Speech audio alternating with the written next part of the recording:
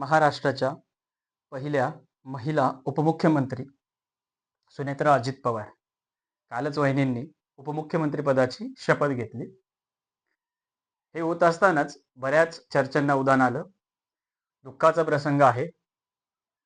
10वा व्हायला हवा होता, 13वा हवा बोलला होता. हे अशा बऱ्याच चर्चा चालू होत्या आणि ह्या जे चर्चा करणारे लोक आहेत ना, हे सामान्य लोक आहेत.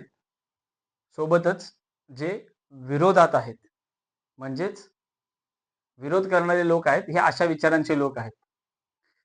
पण वहिनींनी जो घेतलेला निर्णय आहे, हा निर्णय अजित पर्वाची जी सुरुवात झाली आहे तिला पुढे नेण्यासाठी आहे आणि याची गरज होती. म्हणूनच वहिनींनी काल तो शपथविधी केला आणि महाराष्ट्राच्या इतिहासामध्ये पहिल्यांदाच महिला उपमुख्यमंत्री मिळाल्या.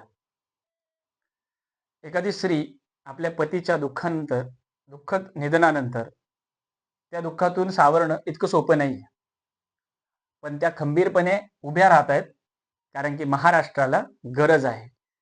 अजितदादांच्या विचारांना, अजितदादांनी पाहिलेल्या महाराष्ट्राच्या स्वप्नांसाठी याची गरज आहे. त्यामधून निघत आहेत. दादा नेहमी म्हणायचे, म्हातारी मेल्याचं दुःख नाही, पण काळ सोकवलं नाही पाहिजे. आणि हीच गोष्ट होऊ नये म्हणूनच सुनेत्राताईंनी काल शपथ घेतली असं सर्रास दिसून येते.